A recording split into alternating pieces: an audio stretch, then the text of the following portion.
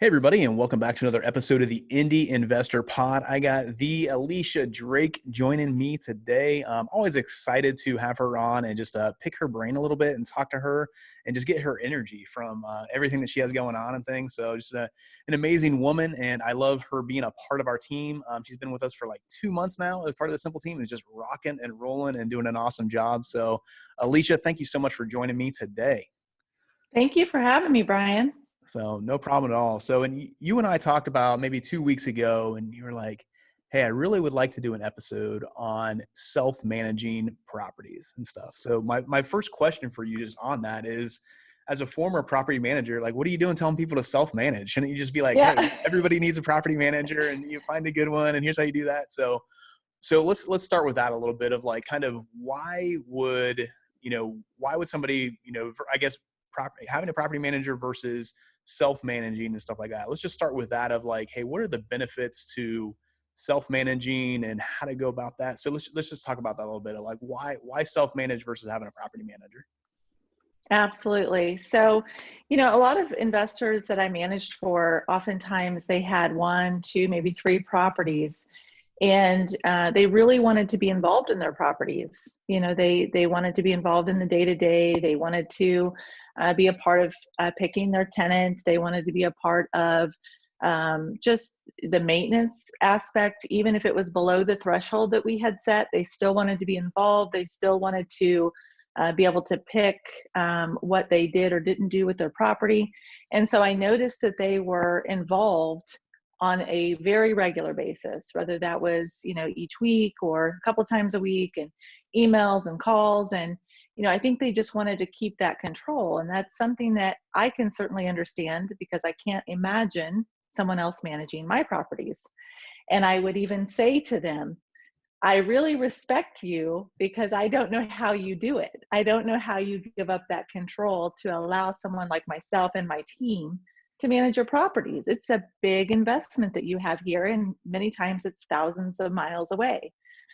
So, I think that just started sparking me. And in fact, I started asking people, do you have interest in self-managing? I mean, even when I was still managing for them, maybe that you would be better suited to self-manage, because then you could be involved and you could be the one to make those calls for your properties. So that's what started kind of that process of me reaching out and talking to people about self-managing. Yeah, which I mean, and it always kind of makes a lot of sense. I love how you kind of put that too. Of like, why would like you like control things. I like control things. Like I completely understand that. So it's like why like being able to trust somebody to do that is one thing. I think that's a big part of it. Then you also have the opposite in that spectrum of like if you're somebody that wants to be hands off and doesn't want to do that, then yes, you need a property manager. Like that's Mhm. exactly that's what that's ideal for. And things. So let's talk a little bit because I kind of view self-management a little bit of I kind of feel like it's perfect for like kind of two different people. Maybe that one person Mhm. that's kind of getting started that has that 4 or 5 properties, and then the opposite end of that person has like 40 or 50 properties. So it's kind of like, hey, as you're starting off, you can kind of manage on your own a little bit, but then maybe you need one to kind of learn the systems, processes. But then down the road, really it doesn't make sense for you to have a property manager. Like bring it in house and do that and stuff. So let's kind of start off with that, just like that beginning investor. And honestly, you can obviously do that all the way through. You can bring it in house at any time and start doing it on your own Mhm. and stuff. But let's start off with that. Maybe that first time investor that's just picking up, one, two, three, up to maybe, 5, 6 properties or whatever it is. What's some tips that you have for them on how to go about maybe the first steps? And if you're starting to, self-manage your properties or you want to be your own property manager, all that kind of stuff. What's maybe the first few steps that they needed to kind of take on and consider? Yeah, well, there's a few things actually that I think they need to ask themselves first. One of the things was, does the number of the rental properties that they have, is that something that they have the time for? I think it's important that they understand that it is going to take time. Also, would it keep them from pursuing other goals? So, a lot of times when people talk about, well, I want to self-manage, but they have to determine what could they do with that time. Are they trying to build their portfolio, and what is their time worth? That's Yeah. another really important thing to talk about. And then just the expertise. The expertise, I think, is what holds a lot of people back from it. They say, I'm reaching out to you because I don't know. I don't know what to do. When my tenant is late, what do I do? Yeah. If my tenant doesn't pay, what do I do? So it's just kind of those questions that they have, just not having done it before. And then just keeping their personal time and their business separate. How important is that to them, to be able to separate that? And then, of course, a lot of my investors didn't live in close proximity to their properties. So, have I developed a relationship with a team there in Indianapolis where I've got a contractor or a real estate agent or even a property manager? There's lots of management companies that offer lease up, like an a la carte Yeah. option. So I think just answering, obviously they need to ask a lot of questions starting out. But if they have an opportunity to build a team here, they've worked with a contractor that's willing to take care of some maintenance items for them or willing to do some rehab for them when they purchase properties, then obviously that's someone that they can count on. Obviously, people do have other jobs and take vacations and things like that. So it's good to have 2 or 3 options there. So yeah, I think that it's really just asking themselves what it is that they're going to be doing if they want to do a hybrid solution, which would be maybe they hire for the lease up option. I know that I have several investors right now that are self-managing, but they use some of my team members to do the lease up portion of that, and then they manage it through the year. So that helps them on the management costs each month. But then they do still have that basically support, if you will, with the lease up process. Yeah. So all of that is important to just see where they're at. I think it depends on where that person is at. If they know no one in Indianapolis and they just purchased a property, then that may be a little tougher to get started. Yeah. I want to come back to such great points all throughout that and stuff. I had like a million questions that popped up as you're just talking to things. So really good stuff. I want to come back to that kind of expertise aspect of it. Is this something that you feel like, so for example, if I'm taking on a flip, it's kind of one of those things of like, hey, just, you can do it. You can jump in, you're going to make mistakes, just learn from your mistakes. When it comes to property manager, can you have that same kind of mindset of like, hey, you can learn on the fly, you can kind of figure it out, but because there's obviously some legality that comes into that as well. Like, hey, are you taking care of your tenant? Do your tenant have everything that they need? It's kind of, is it okay to kind of say that tenant, like, hey, this is my first time I've done this, I'm trying to learn, like, let me know. Like, so can you have that mindset of like, hey, learn on the fly, or do you need to have that level of expertise before you can actually even jump into it and kind of self-manage? I do think that there is a level of expertise that you'd want to have, but I do think it's can be quickly obtained. Yeah. So, for instance, I have a couple of investors that are self-managing now, and they said, hey, Elisha, I guess I just don't know where to start on dealing with my tenants. And I said, well, first of all, we need to determine, do you want them to know that you're the owner or not? Yeah. If you don't want to let them know that you're the owner, then you can certainly, we can create emails and an LLC, and you'll put the lease and the email address and even a Google phone number or something along those lines. And it'll separate you from the owner, if you will. Or do you want to just tell them you're the owner? I mean, it's up to that investor. My tenants don't know that I'm the owner. Yeah. They know me as a representative of View Property Group. So everything is in View Property Group's name, and that's how I've chosen to do it. But you certainly don't have to do it that way. The other option too, one of the owners said, well, I don't know as far as like the maintenance piece of it, I don't know what to do with that. If they call in this and I don't want to fix that, what do I do? So I think knowing the health and safety requirements, and that's something that you can quickly even print off from the health department, but we could certainly bring someone up to speed on that. And then I had the investors that are self-managing do the Grace Hill Fair Housing course. Okay. So I said, it's very important. If I hire an agent in my property management company, the very first day they're doing Grace Hill's Fair Housing course. And so I said, you don't really want to get started until you've done that. You need to understand that. So I think that that's a very, very key thing to learn. And then the rest of it, we can kind of work through if they have questions that come up. Yeah, that's really good advice. And I think being able to go through that course and be able to understand all that, I think that's huge. Because just like you said, when a tenant calls in and says, "Oh, this needs to be fixed," does it really need? Is that a need or a want, or does it have to, like, legally, does it have to be like that kind of thing? That's the stuff that you need to know. And I think, like you said too, it comes with the expertise, but it's also on paper, so you can learn that and you can study that and also kind of know where you're in the right, and where need to kind of step it up a little bit as well.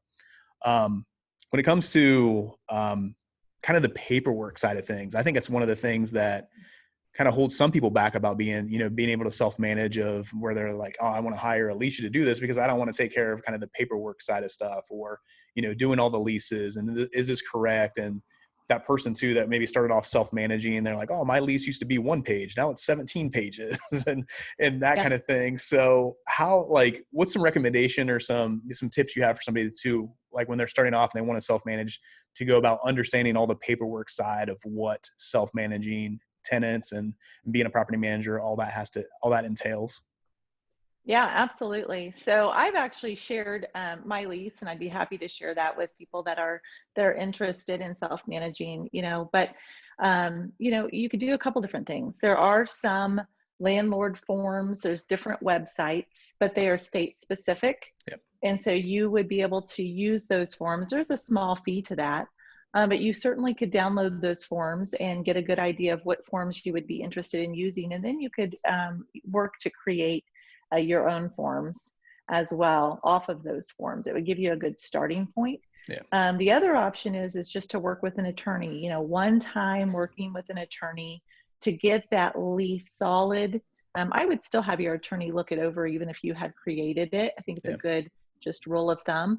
But just having your attorney, a real estate attorney, help you create that lease. I mean, it's a one-time cost there, but then you have that. And certainly as you move through, you may find that there's addendums that you want to add, but those can always be added as you come across things. And whether that's, no smoking, or just mold addendums, or bed bug addendums, or things like that. But a lot of that is already on those landlord forms. So there's Yeah. really no need to recreate the wheel. And there's several different websites that you can, there's even some where you can just automate your forms and things like that. So lots of tools out there for those documents. Yeah, I think that's really great advice. So I always say, when I'm talking to new wholesalers, they always reach out to me like, "Hey, how do I get started? And can I really do this with no money?" I'm always saying, like, "Hey, I'm going to probably put in a little bit of money when I get started to sit down with a title company or attorney to come up with the paperwork side for wholesaling."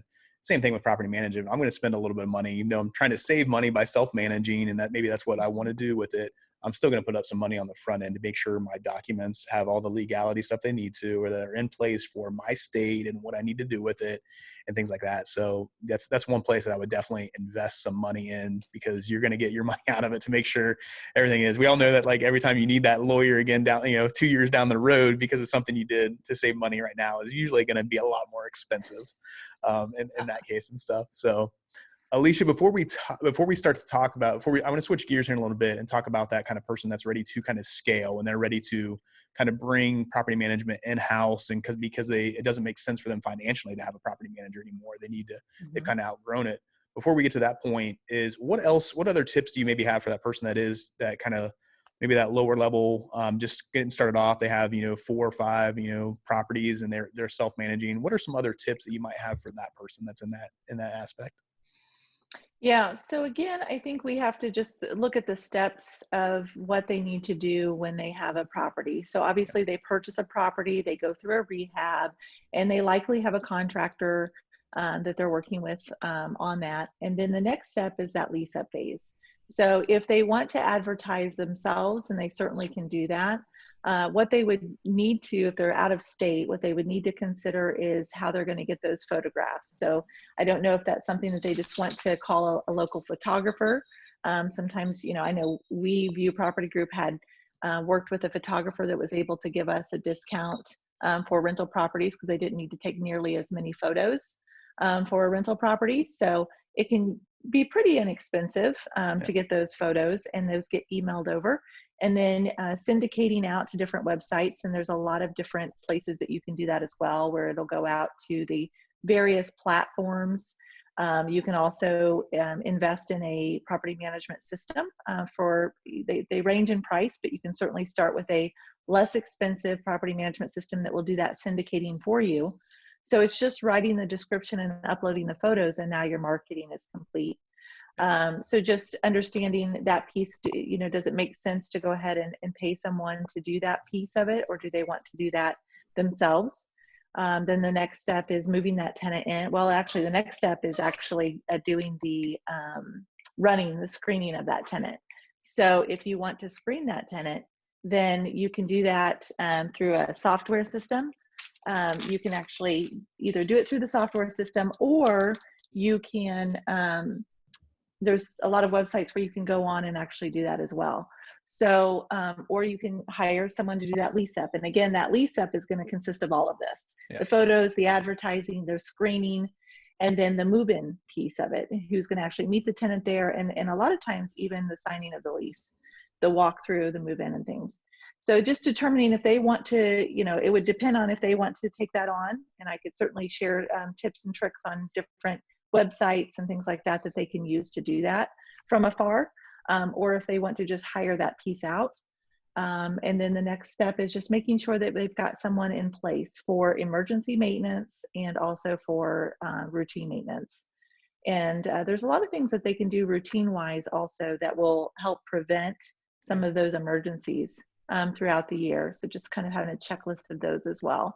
Yeah. Let me ask you, what is from, when you started in property management till now, when you're managing your own properties and stuff like that, what's something that has changed in your mindset from when you're doing that kind of lease up, or you're interviewing that tenant and making sure they're the right person? What's something that's kind of changed in your mindset within that, of like maybe who you used to rent to who you would rent to now? What are some tips what's a tip that you have during that process? Yeah, gosh, I've been in property management for so long, in the corporate world, that there was always this protocol. Yeah. And so we create what's called a tenant qualification. And it's basically just a list. And if it's what's required for that particular property, or for that particular property management company, and so on and so forth.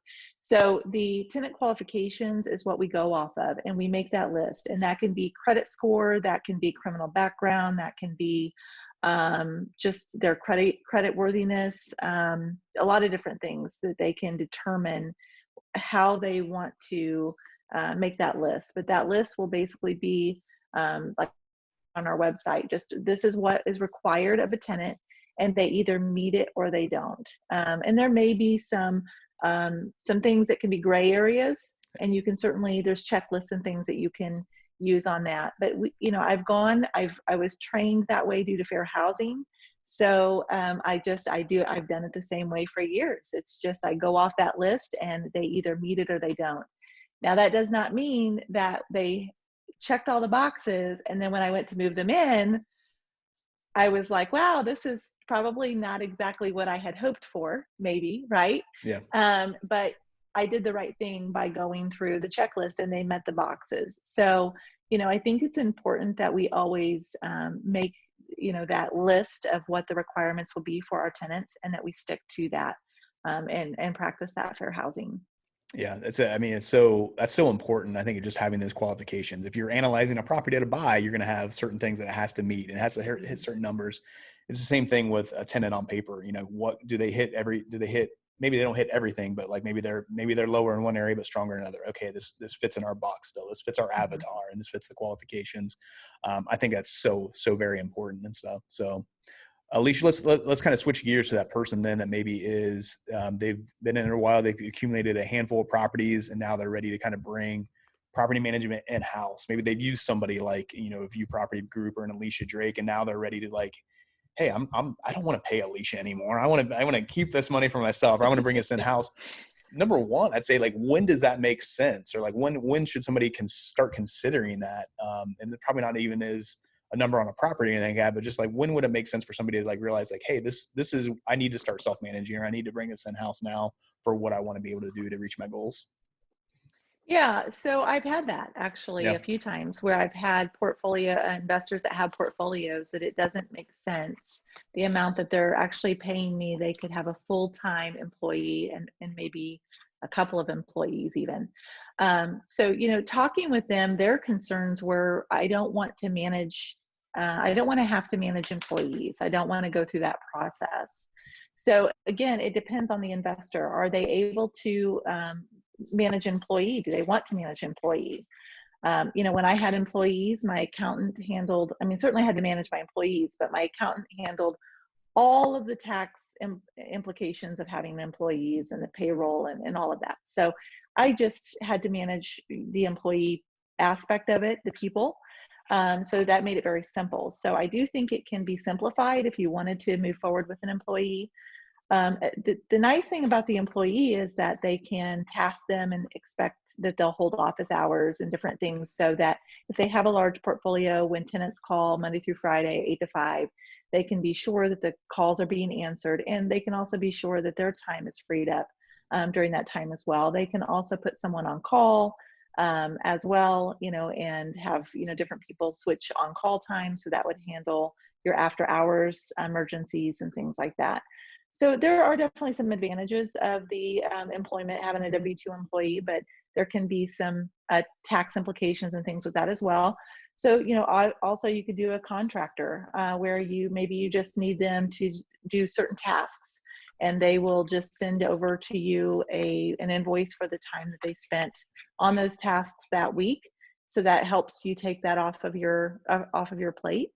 And then another thing, which I know you've talked on several times on your podcasts, is the virtual assistants. Yeah. Being able to utilize virtual assistants. And I know several investors that have started using virtual assistants in their portfolio management, and it has worked out very well. And that is very cost effective as well. So you can get a full-time, you can get a couple of virtual assistants probably for the cost that you would pay me and my team on a monthly basis. Yeah. So that's definitely an option as well.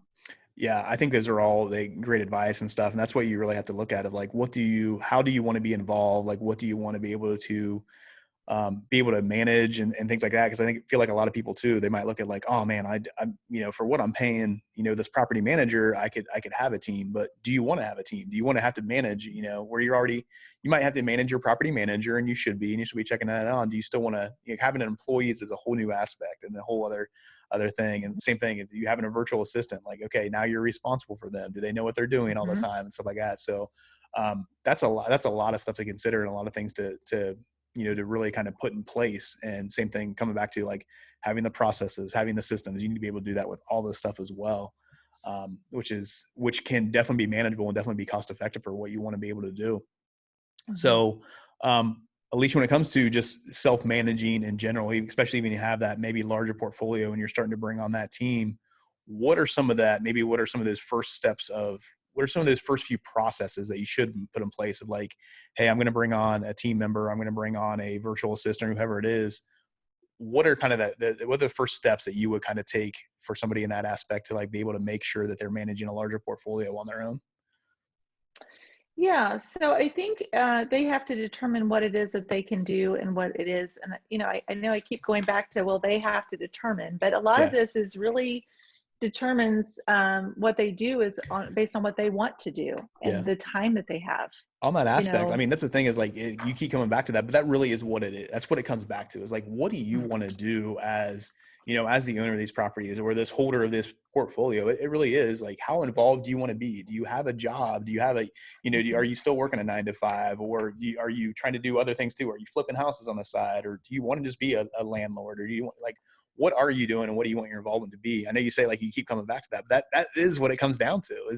You can kind of figure out what you want to do with all this based off of what your goal is and what you want to be able to do and how involved you want to be. That's right. That's exactly right. So for the investors that I would speak with, every few days, I think that they honestly could start a team, and they would be very happy with managing a team. And they had the time to kind of connect with me and manage me on a regular basis. So I think that they could build that team and start that team, and would actually enjoy that and having that control. And that would be like me. That's what I would do. If I scaled to a point where I need help, instead of hiring a manager, I would rather manage a team and have that control of it. But there may be some people that say, you know what, I just don't want to spend this money. Like, I don't want to manage these properties, but I also don't want to spend all this money. I mean, I have 45 properties. I'm spending on average $100 a property per month to have it managed, and so how do I eliminate that cost, not eliminate, but reduce the cost Yeah. rather, reduce that cost, but still have an effective management in place that makes sense, but it doesn't take a lot of my time. So there's going to be, and then there's people in between, right? And so I think that that's going to be dependent upon that investor and what they're trying to do. But I definitely think no matter what, it's definitely a doable thing. We just have to determine what that investor's goals are and how much time they're wanting to spend on their properties. Yeah. I think when it comes back to too, of like kind of figuring out like what you want to do, I always come back to too, of like, what are you good at? What do you enjoy doing? Like there's going to be there's going to be one investor that, maybe they take two investors and they both have a portfolio of 50 properties and they want to start self-managing. There's going to be one of those investors that really likes the paperwork side of things. That's what they want to manage, but they might need help on, hey, working with contractors and the relationship stuff, where the other investor might be the exact opposite, where they are great with, oh, I can get a contractor to do this and I can find Mm-hmm. somebody to do this and I can build relationships. But then what do I do with the paperwork? What does this look like? I don't want to fill this out. I want to track this. So it's not just like, what do you want to be doing, but what are you good at? What can you manage? Where are your strengths, and kind of fitting that into what you want to be able to do in as well. I'm Yeah. always going to look at that first person that you bring in, that first team member, whether it is a W-2 employee, whether it is a contractor position, whether it's a virtual assistant. They need to make sure they're doing what you don't want to be doing. What takes up the most time? Mm-hmm. What are the things that you're not great at? What are the things you don't like? That's where they need to be fitting in. And it's going to be different for what Brian wants to bring somebody in for is going to be different than what Elisha wants to bring somebody in for and stuff. So knowing that, I think, is really important as well. Yeah, I think there's two things, that I thought of as you went through that. So one is you got to have boots on the ground. So if you're out of state, so that's going to be that first key piece. And so whether that is a real estate agent or a property manager who offers the a la carte option, maybe they will check the properties for you. They've got maintenance team that they can rely on and help you with and things like that. So just the boots on the ground, and that can vary on who that is. But I think that's the first person that they need to make sure that they have. And then also temperament. Yeah. So, I've had a few investors who said, hey, I can't be firm. I probably wouldn't self-manage then. So, Yeah. you've got to be firm. You've got to set expectations. You've got to have hard conversations. And, all of my tenants knew at every point in time, my tenants, my personal tenants, and any tenant that I managed for, they knew that I meant business. I was friendly, but I wasn't trying to be friends. I was running a business, and I run my personal portfolio the same way. So I think it's just being firm, being straightforward, and friendly, of course, but they know that on the 15th of the month, the evictions get filed. They know on the 6th of the month, they're getting a 10-day letter. And I don't waver on that at all. There's a process, and that process remains no matter what. So I think that as long as you can have that firm, and if you don't have it, you're willing to at least try to have that. I think that that's going to be very, very, very important. And if you don't have that and you want to self-manage, then you need to find someone on your team to do that for you. Yeah. That'll need to be your first person. Yeah, I mean, For that's sure. exactly right. And that's where I fit in. I'm the opposite of that. I'm going to give in. I'm too nice, or I'm going to be like, oh, okay, you need an extra week to pay your rent. Oh, okay. I can't have that conversation because I'm not good at it. That's my temperament is like, I like people to like me. I don't want to disappoint people, but I can have somebody in play. I can have that middle person. I can be really Mhm. strict with that person that is having that conversation. I can say, no, this is what I want. This is what I need to do. I need to have that person in place because I can't have that conversation by myself. So coming back to what we were talking about of like understanding who you are, what you need, and what you want, your temperament going along with all this stuff of that's really how you need to build your business and figure out who you need to bring on and stuff. So great point, Elisha. So Mhm. Yeah. before we get you off here, as we're running out of time a little bit on this episode, before we get you off here, you mentioned before, like, hey, you could maybe provide some resources or some places. So let's say you are, no matter where you are in the spectrum of self-managing, if you are interested in that, what are some good places that they could go, or some resources they could have to be able to just start looking into it, be able to figure out like, hey, do I need a CRM, or do I need a, a computerized system for it? Or what are some resources you have for people out there, some tips they have, other than just hitting Elisha Drake up and View Property Group? Yeah. So, I think at this point there's quite a few articles on bigger pockets. Kind of as I've gone through and looked for things that I could send people, links and things that I could send people. Bigger Pockets actually has quite a few resources on their website for those that are interested in self-managing. In fact, I think they even have quite a few people that have talked about what they're using and what they're doing. Obviously, getting involved in networking with other investors. There's quite a few investors that are already self-managing. So, connecting with those individuals would be a great opportunity on those investor forums and such. There's actually forums for those that are self-managing. So I actually joined a few myself. So I'd be happy to share some of those links Okay. if people are interested in that. I don't unfortunately have them right off the top of my head here, but I'd be happy to share all of those links with anyone who's interested in learning more. There's books and websites and podcasts and all of those things. But I do have some bookmarks that I'd be happy to share with people. Yeah. So I think that's great too. When you were mentioning, like bigger pockets and forums and Facebook groups and things like that, the cool thing is now that it is like market specific. So if you're looking at like, hey, self-managing here in Indianapolis, like, yeah, you can get in a group, or you can read articles on bigger pockets specifically about that, of like, or, hey, I want to self-manage nationwide because I'm in multiple markets. Like there's, probably articles on every specific market, or just like how to do it nationwide and the systems that you can put in place, and learning from the people that have made mistakes, that have done it well, all that stuff. There's so many different resources out there. So I think that's huge. So That's Elisha, if right. somebody wants to reach out to you or connect with you to, pick your brain a little bit more, learn more about, self-managing and how you're doing it with your own properties and things you would recommend, what's one of the best ways that they can get in contact with you? Yeah, so they can actually give me a call or text me. My number is 317-796-1206. I'll shoot them my calendar and we can just set up a time that works for both of us. They can also just send me an email and I'd be happy to send them my calendar link. The email is elisha@simplewholesaling.com. Awesome. Awesome. So, and if you need anything from me, don't hesitate to reach out. I am here to help. And that's what I want to be able to do for you. You can hit me up at brian@simplewholesaling.com. More than happy to help out with anything that you need, any resources, any connections, or anything like that. So, Elisha, thank you so much. Really appreciate your time on here. Really great insights. I think a really great conversation. And just when it comes to self-managing, it is possible no matter where you are, and no matter, kind of how big of portfolio you have or small portfolio you have. I know that people that have managed a 100 property portfolio with just the work of a virtual assistant and have done very well with it. Or I know the person that had 5 properties and needed a property manager because that's what their temperament was. So wherever you are, hopefully you got some value from this podcast. I think it was a great one. So thank you very much. And with that, that's a wrap for this episode. And we'll see you guys next time on the Indy Investor Pod. Take care.